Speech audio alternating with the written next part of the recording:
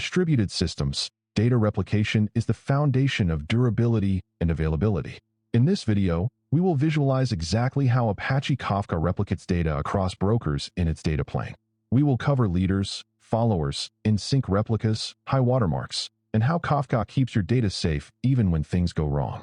Let's start with the basics.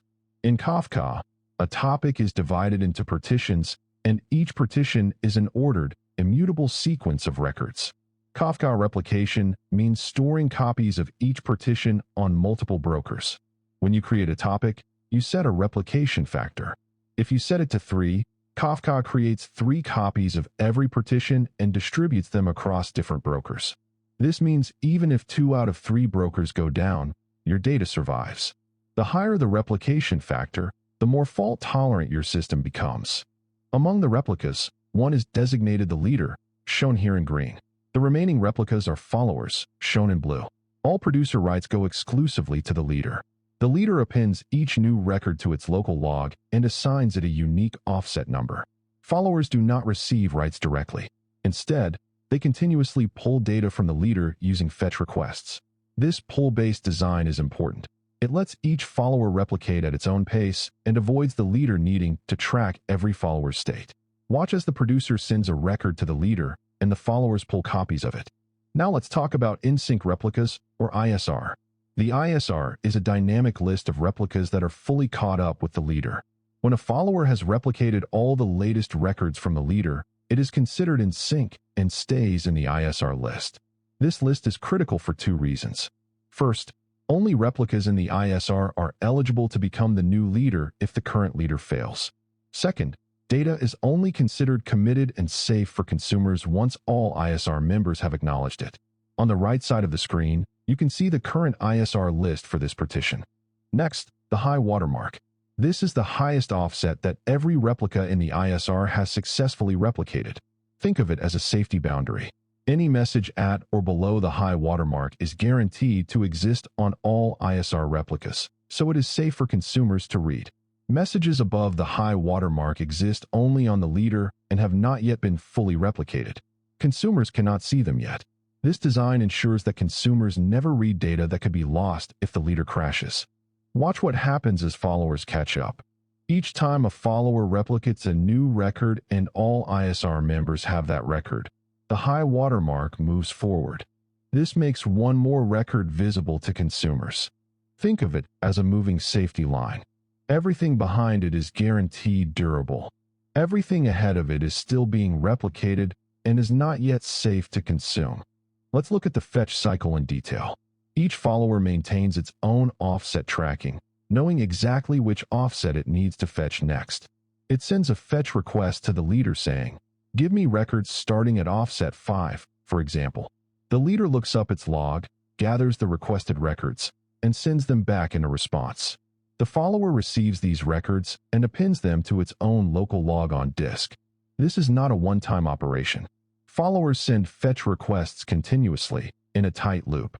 As soon as one fetch completes, the follower immediately sends the next one. This keeps the replication lag as small as possible. Watch as both followers send their fetch requests and receive data back from the leader. Here is the key insight about acknowledgment.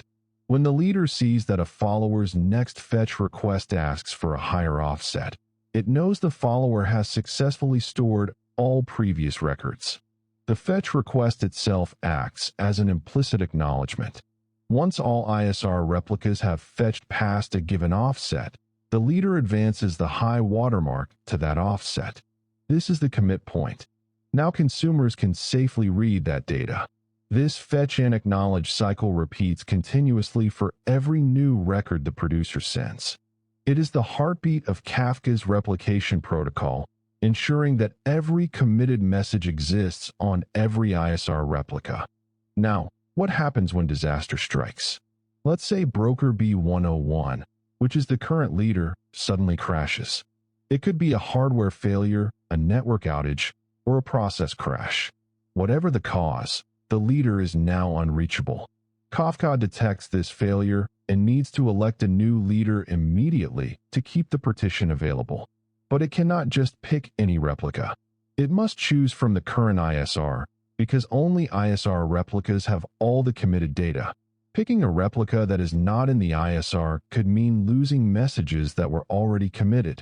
Watch as B101 blinks red and goes offline, and the ISR list updates to remove it. Kafka selects B102 from the ISR as the new leader. Notice how its color changes from blue to green, indicating its new role. Along with this change, the leader epoch number increments from 1 to 2. The epoch is like a generation counter for leadership. Every time a new leader takes over, the epoch increases. This is important because it helps all replicas and clients distinguish between the old leader's era and the new leader's era.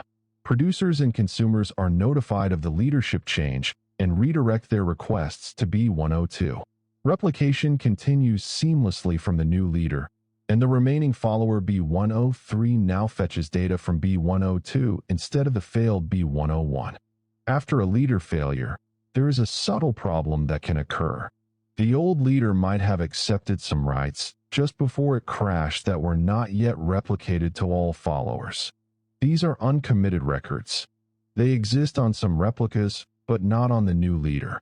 For example, the follower B103 might have offsets 0 through 9, but the new leader B102 only has offsets 0 through 7. Offsets 8 and 9 on B103 are divergent. They came from the old leader but were never committed. You can see them highlighted in orange on the follower's log. These entries are not safe because they were never acknowledged by all ISR members. Kafka must clean this up before replication can continue normally. Kafka handles this through a process called log truncation. The new leader tells the follower, "Your log has diverged from mine. Truncate your log back to offset 7, which is the last offset we both agree on." The follower removes the divergent entries at offsets 8 and 9. This might sound like data loss, but remember, these entries were never committed. They were never visible to consumers and were never acknowledged by the full ISR. By truncating them, the follower's log becomes clean and consistent with the new leader's authoritative log. After truncation is complete, the follower resumes its normal fetch cycle. It sends fetch requests to the new leader starting from offset 8. The new leader responds with the correct records, and the follower appends them to its log. Step by step, the follower catches back up. Once reconciliation finishes, both logs are identical, same offsets, same messages, fully in sync. The cluster is healthy again. Sometimes a follower cannot keep up with the leader. Maybe its disk is slow, its network connection is congested, or it is under heavy load from other tasks. Whatever the reason, its offset falls further and further behind the leader's offset. Kafka continuously tracks this lag. You can see the lag meter on screen. The orange bar shows how far behind the follower is, and the red line marks the maximum allowed lag threshold.